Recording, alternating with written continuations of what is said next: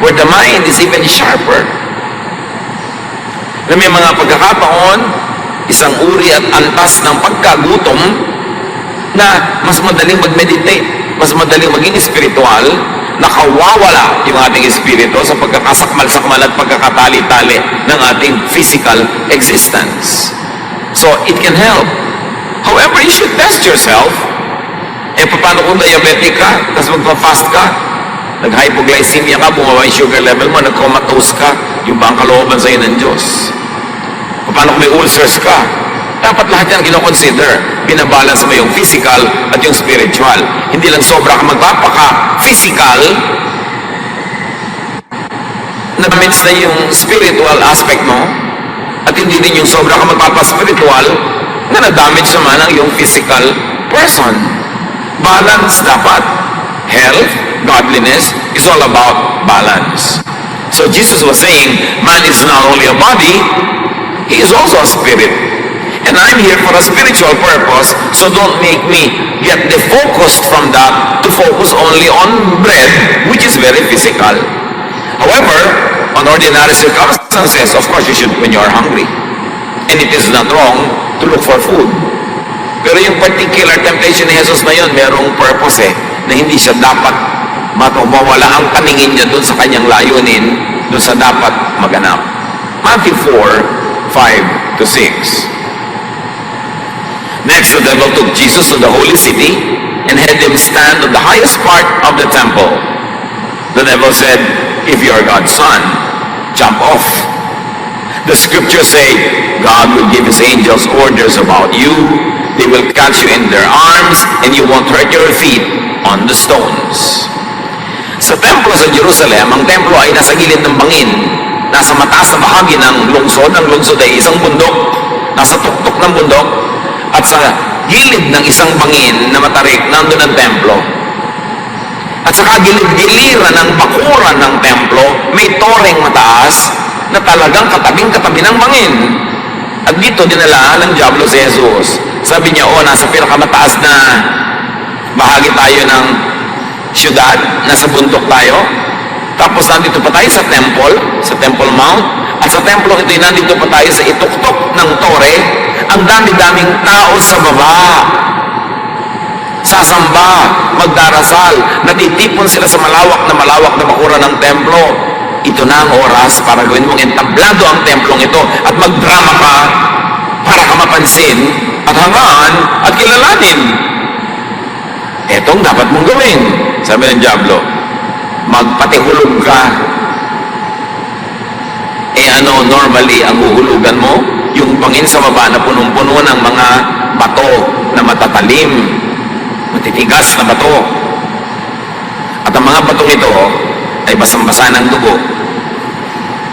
Dahil sa mga umaagos na dugo mula sa hayop na kinakatay at iniaalay sa templo.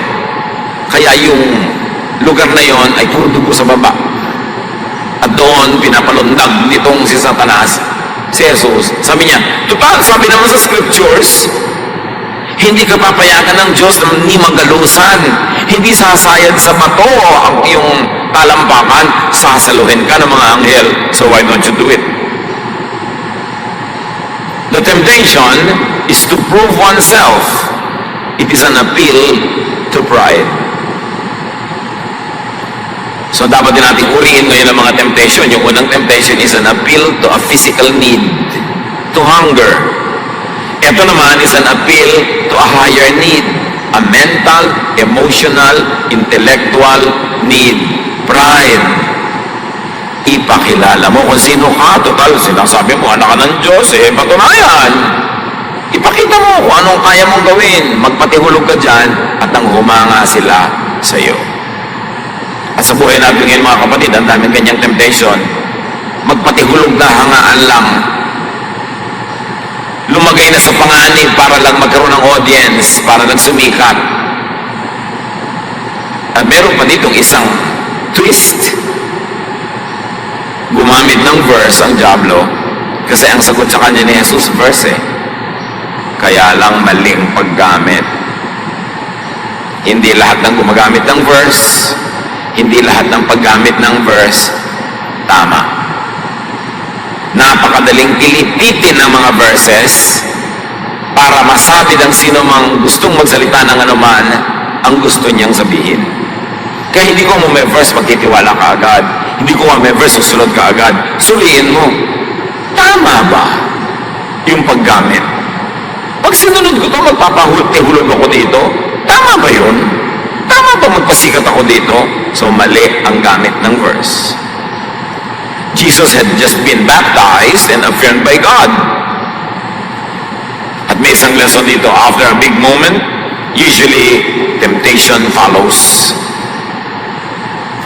Pag may dumating sa ating buhay na malaking tagumpay, malaking bagay, usually may kasunod yon na tukso. Tuksong maging mayabang, o kaya tuksong maging malungkot. Marami mga tao pag galing sa isang malaking awards night, sila yung binigyan ng award, sila yung sikat, pag uwi, malungkot. Temptation din na ganon. So babantayan ang ating sarili matapos ang isang malaking event, isang malaking tagumpay. Because people get this temptation very often.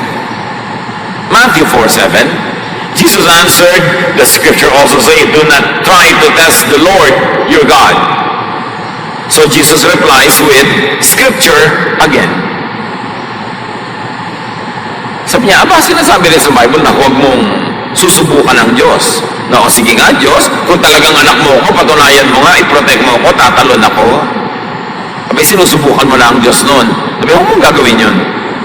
Hindi mo kailangang ilagay ang Diyos sa pagsubok. So don't test yourself, don't test God, and very especially don't let others test you.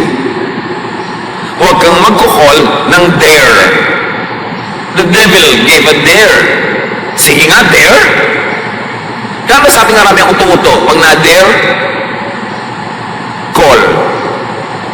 Sige nga, kung matapang ka, tapakan mo ang paan niya. Tatapakan mo nga para mapatunayan. Sige nga, kung talagang magaling ka, pahiyain mo siya. Kung talagang matapang ka, lahat na matatapang na lalaki, lumabas dyan, makipagsuntukan sa akin, lalabas ka nga. Do not accept foolish dares. Wise people, avoid them. Matthew 4:8-9. Finally, the devil took Jesus up on a very high mountain and showed him all the kingdoms on earth and their power.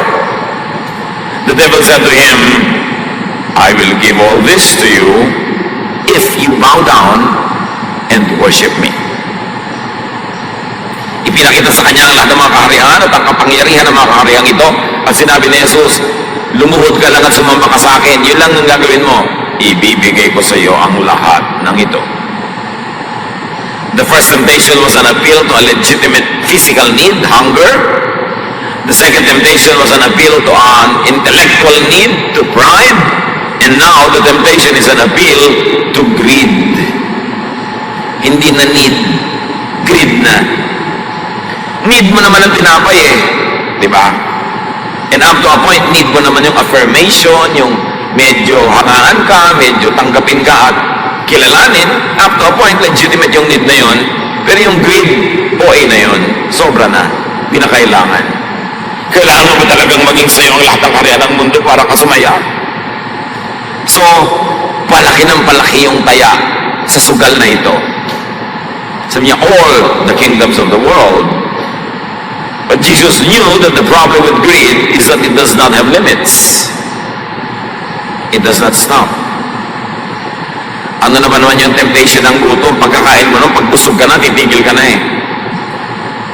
Pero yung greed, walang katapusan yan. The more you have, the poorer you feel, and the more compelled you are to get more and more. Pero napaka-importante dito, no? Si Jesus, papalurin mo kay Satanas. Pero marami tao, dito nadadaya. Ibinibenta ang self-respect, ibinibenta ang righteousness, para lang sa kasakiman. Self-respect and righteousness bow to greed. Kahit mawala na ng dangal, makasakman lang ng marami na gustong makuha. Matthew 4:10, Jesus answered, Go away, Satan. The scriptures say, worship the Lord your God and serve Him only. I will worship the Father in heaven. I will worship God in heaven, serve Him, but not you. You are Satan. How dare you to ask to be worshipped? So you worship God the Father, you worship God the Son, you worship God the Holy Spirit, and no one else, especially not Satan. Sa niya kahit ipagpalagay na kaya mong ibigay lahat yan, ipagpalagay na totoong kaya mong ibigay yan, hindi pa rin dapat mag-worship sa iyo. Kasi ang tunay na kaharian ay yung puso, at ang dapat maghari doon ay ang Diyos. Walang kaharian labas sa puso, anumang kaharian yon ang hihigit sa kahariang nasa loob ng puso na siyang dapat trono ng Diyos. So Jesus replies with a command and a rebuke. Lumayas ka, iwan mo ako. Diyos lang ang dapat sambahin. James 4:7, submit yourselves therefore to God, resist the devil, and he will flee from you. Unawaing mabuti itong James 4:7. The only way, the best way, the most immediate way to get out of temptation is to resist the devil. Tanggihan mo lang. Tanggihan mo lang. Hindi mo kailangan labanan, hindi ka naman mananalo, makapangyarihan yun eh. Hindi mo kailangan makipagbuno, talo ka. Hindi mo kailangan magdrama, magpagod, kung ano-anong gawin. Just say no. Yun lang. Kahit sino tumutokso sa'yo, sabihin mo, no. Kaya nga sabi ng iba, yung usong budol-budol, sabihin mo lang, no. Hindi e-effect sa'yo. Kasi daw, ang approach niyan, sabi nila, kung ba naman napapatunayan, lalapit sa'yo.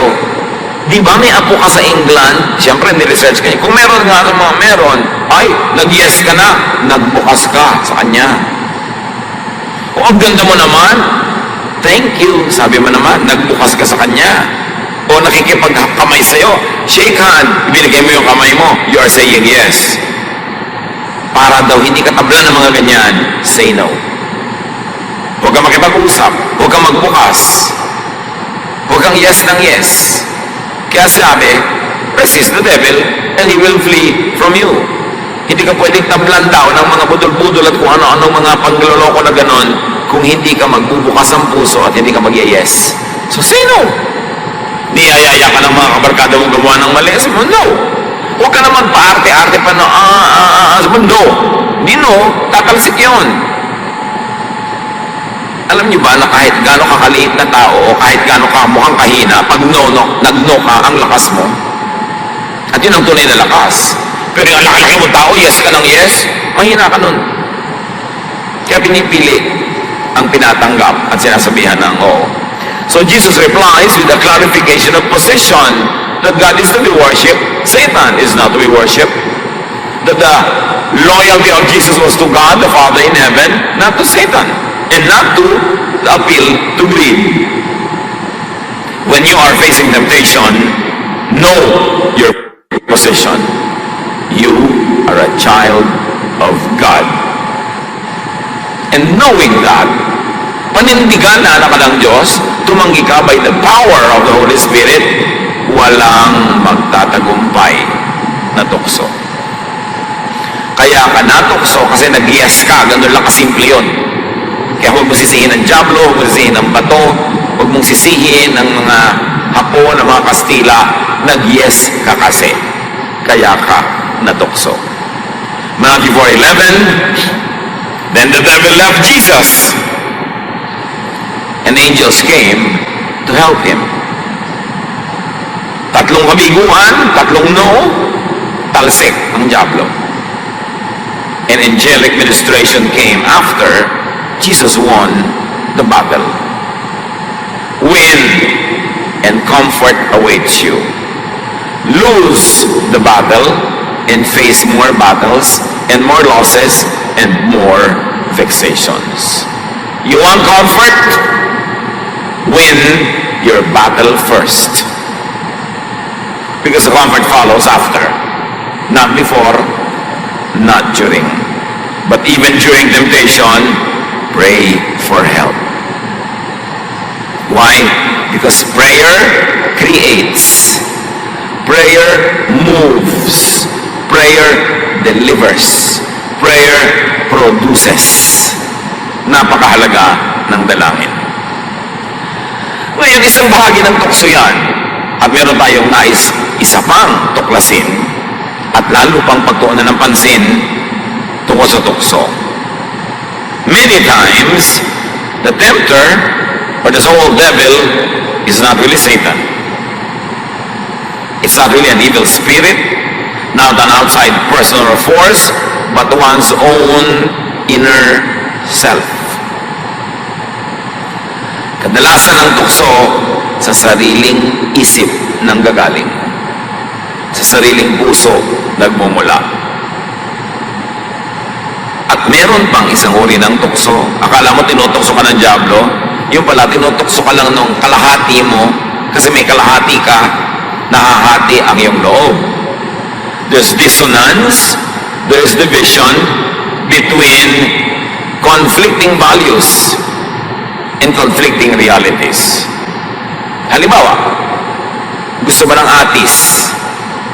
Every single cell in your body likes this atis. Gustong-gusto mo itong atis na ito. Pero sometime in your life, somewhere in time, may nagturo sa iyong masama ang atis. Nasaksak sa utak mong masama ang atis, na brainwash kang masama ang atis, pero yung katawan mo, wired to physically be attracted to fruit, to delicious food. So na-attract ka ngayon, naglalaban ang sarili mo dahil gusto ng sarili mong bahagi yung atis na yon, pero may bahagi yung sasabing masama yan, masama yan, masama yan. Bakit natin ito pinag-uusapan mga kapatid? Hindi lahat ng akala natin masama ay masama nga. Hindi lahat ng ikinaka-guilty mo ay dapat kang ika-guilty. Marami tayong mga guilt, marami tayong pag-uusig ng budhi, hindi dahil masama talaga yon, kundi dahil na kondisyon ng utak nating isipin na masama iyon. At ang kalayaan kay Jesus, freedom in Jesus, is to be able to discern now which among the things we have been taught and conditioned to believe to be wrong are really wrong, and which of those are not really wrong and therefore shouldn't be guilty about. Dapat ka bang mag-guilty na gusto mo ng bread? Dapat ka bang mag-guilty na gusto mo ng atis? Dapat ka bang mag-guilty na gusto mo magpahinga? Dapat ka bang mag-guilty na gusto mong yumaman, for instance? Dapat ka bang mag-guilty na gusto mong sumarap ang iyong buhay, lumasap ka ng mga ligaya? Dapat bang mag-guilty? Dapat reviewin. Hindi lahat ng akala natin ay masama nga. Pero merong akala natin masama talaga. Pero dapat suriin. Ito kasi ang sakit ng maraming relihiyoso, laging guilty kahit hindi naman dapat. May ikinaka-guilty, merong ikinakapagabag, na hindi naman dapat ikapagabag. May mga sarap at ganda ng buhay na iniiwasan, na hindi naman dapat iwasan, na kondisyon lang siya na dapat kung maka-Diyos ka, lagi ka nagdurusa, lagi kang nagtitiis, lagi mong hindi binibigyan ng saya, ng ligaya ang iyong sarili, ang iyong katawan, kasi of the devil yan. Yan ang dapat reviewin. At ang pag-review, ang mga katuruan ni Jesus. Kasi yung mga Pharisees, sasabihin nila masama yan, pero ang daming ipinagawa ni Jesus. Sasabihin ng mga Pharisees, masamang magtrabaho pag-Sabat, masamang may gawin pag-Sabat, pero si Jesus ang daming ginawa sa Sabat. So hanggang ngayon ba, nagigilty ka pa pag may ginagawa ka pag-Sabat? Ang mga Pharisees, ang mga priests, sabi, masamang kumain ito, masamang kumain nun, bawal to, bawal yun. Pero sabi ni Jesus, ang mahalaga, hindi yung pumapasok sa bibig, kundi yung lumalabas. So hanggang ngayon ba, issue pa sa'yo, at nagigilty ka pa pag kumakain ka ng ganitong food, ng ganong food. Kaya si Jesus, ang dapat na pamantayan. Maraming mga tao sa lipunan na nililibak, kinakawawa, minamasama, ipinupuwera, binabato ng mga tao sa turo at udyok ng mga Pharisees and priests, pero hindi ipinabato ni Jesus, hindi niya hinusgahan, hindi niya kinawawa, hindi niya ipinuwera. So, sa utak mo, sino ang nag-ahari? Ang Pharisees ba o si Jesus? Dapat natin suriin. Kasi napakaraming ligaya at sarap ng buhay na inilaan ng Diyos sa tao na hindi nagagawa ng mga relihiyoso kasi puro sila guilt trip. Magabati, yes. Mga dapat din talagang iwasan. Pero mahigit kalahati yata nang sa paniniwala ng karaniwang tao mali. Pag sinuri mo, sabi lang pala ng religion, hindi naman pala si Jesus mismo ang may sabi. Sabi lang pala ng mga pare na gustong kontrolin ang buhay ng lipunan. Sabi lang pala ng mga religious systems na may mga political agenda. Pero hindi talaga yun ang kalooban ng Diyos. James 1:14, we are tempted by our own desires that drag us off and trap us. In a manner of speaking, you can say we are tempted by our own inner thoughts. So watch your inner thought. There is a temptation to feel guilty. Hindi lang temptation to do sin, but a temptation to feel guilty when actually you should not feel guilty. Yung mga very, very basic biological needs and processes of the body, dapat mo ba talaga ika-guilty yun? Ang Diyos ang lumikha ng iyong katawan at alam niya ang lahat ng pangangailangan ng katawan na yan. Sabi sa Bible, I am fearfully and wonderfully made. You created me in my mother's womb.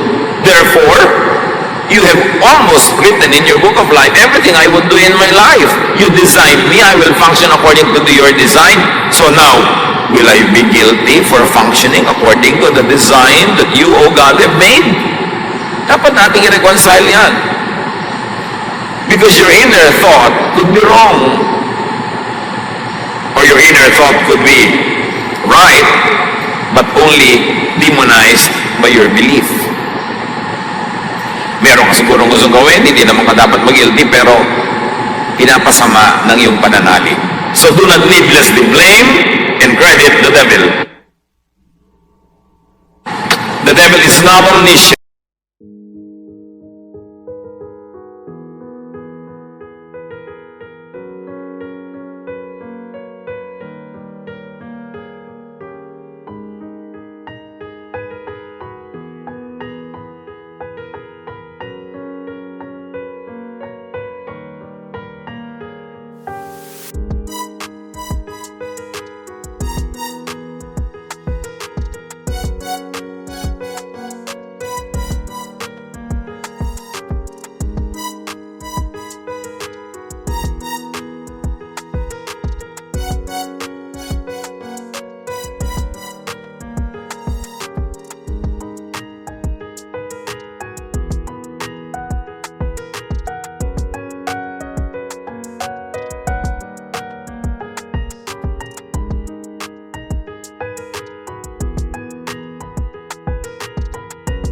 Harap-harap ka sa akin dito para ako pagiltihin.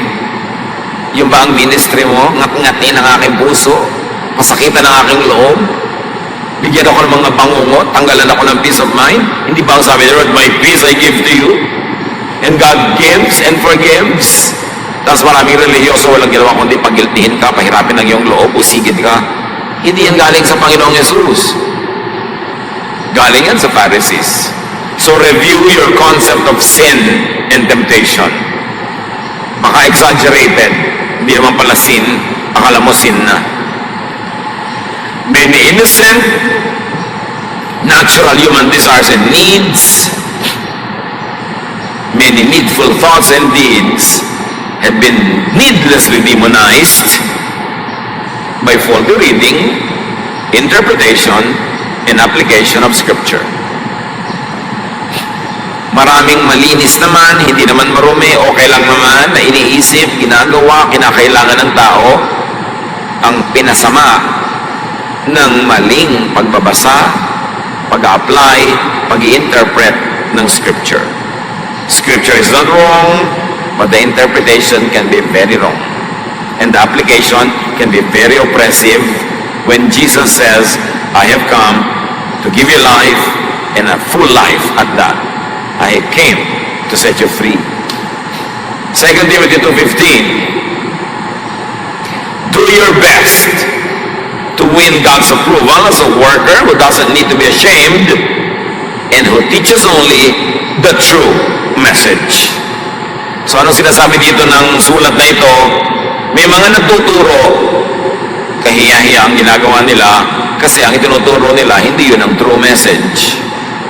So either malisyoso sila, minamali nila talaga yung sinasabi ng scripture, o nagkakamali lang sila, akala nila yun ang sinasabi, pero mali pala. Pero ang mali pa rin yung teaching. So hindi ko mo teaching, hindi ko mo verse, tama na. Dapat mo suriin sa line, sa standard ni Jesus. Tama ba yan kay Jesus? Papasayo ba yan kay Jesus? Ipatuturo mo ba yan ni Jesus sa'yo?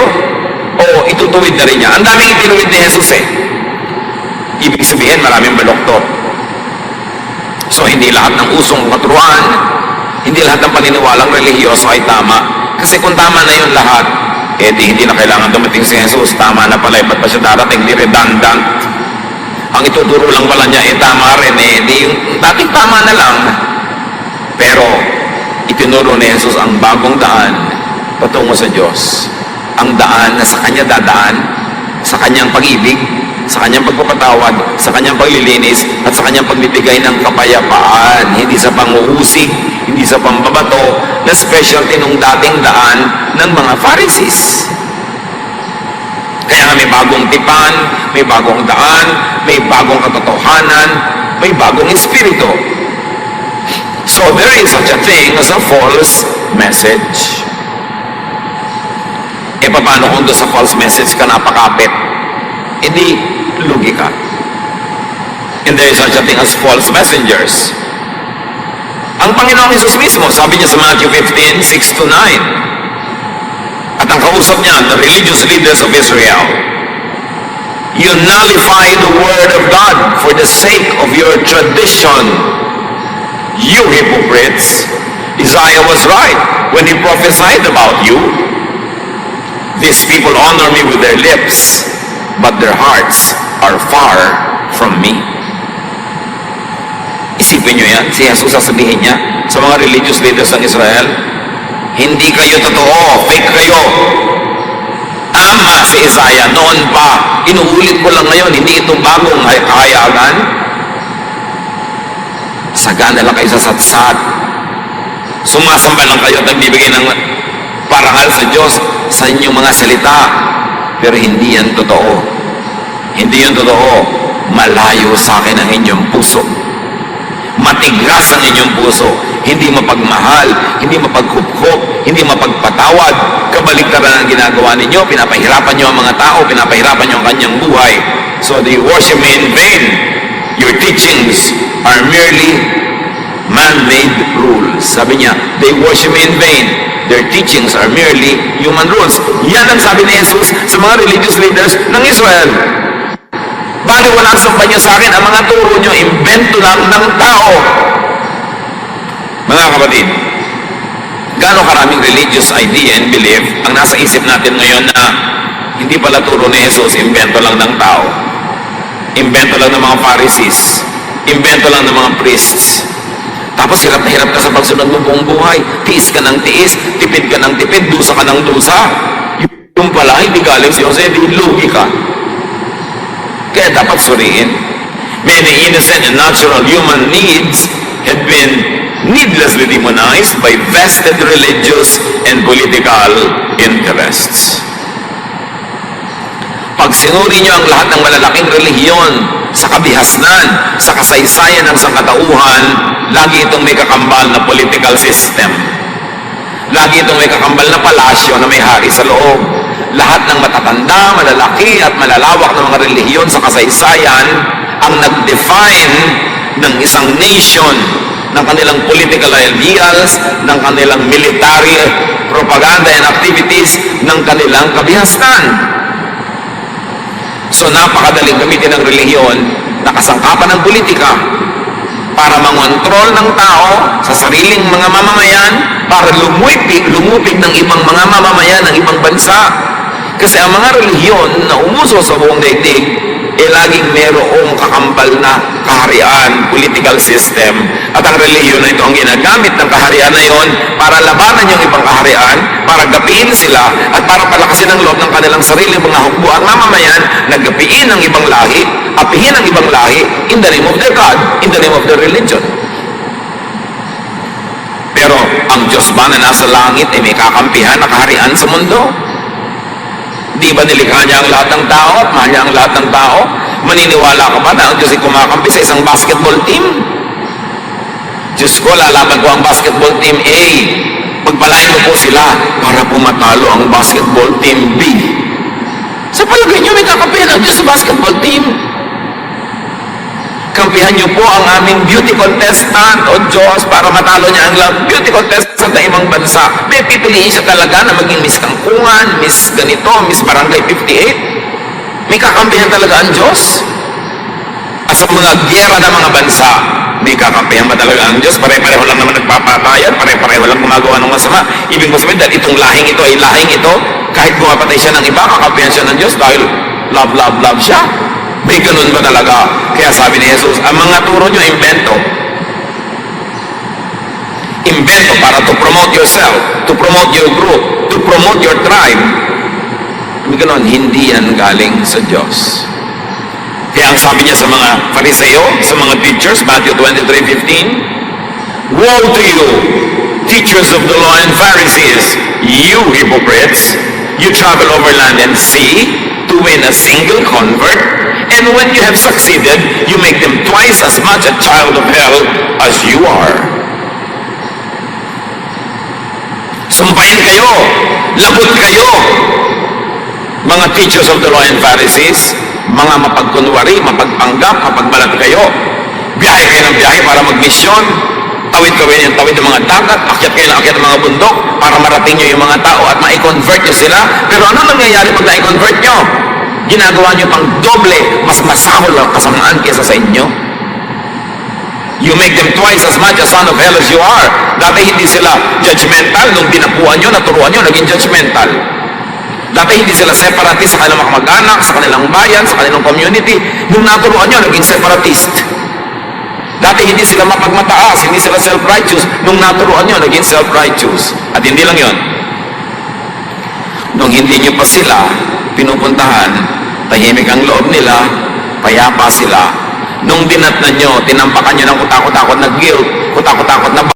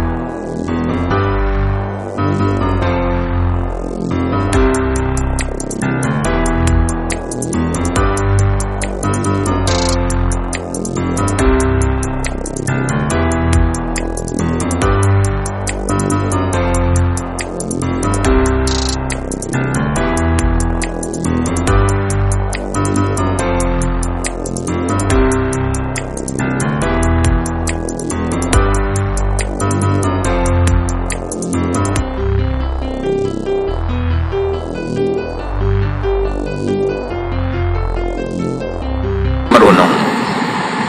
Hosea 4:6, my people are destroyed from lack of knowledge. Pag hindi ka talaga maalam, maaakay ka ng mga Pharisees para maging mapagmataas, judgmental, and separatist, o kaya maakay ka na laging mag-guilty na mag-guilty dahil ang itatampak sa utak mo, mabawal sumaya, bawal mag-enjoy. Sabi ni Jesus, I came that you might have life and have it to the full. So many people are destroyed by mistakes in deed, sa gawa, or mistakes in thought, like needless guilt. When tempted, win over the sin, win over the mistake of labeling innocent and natural needs as sin and as sinful. Be free in Jesus. Lalong nagbabasa ka ng Bible, lalo't ika-espiritual, lalo't iniisip mo, naniniwalaan ay kayanak ng Diyos, patuloy na baguhin ang paraan ng pag-iisip. Huwag hayaang maghari sa iyong isip dahil lang merong nauna. Nauna na kasi naitambak sa utak mo, masama yan, masama yan. But a person of God will keep changing his mind from glory to glory, to know God more and more, and to become more and more godly. Romans 12:2, do not conform to the pattern of this world, but be transformed by the renewing of your mind. Then, you will be able to test and approve what God's will is, His good, pleasing, and perfect will. Sabi ko noon, huwag kayong laging sumang-ayon sa takbo ng sanlibutan. Magbago kayo sa pamamagitan ng pagbabago ng inyong pag-iisip. At kung yan inyong ginagawa, ang patuloy na pagbabago ng inyong pag-iisip, masusubukan ninyo, mapapatunayan ninyo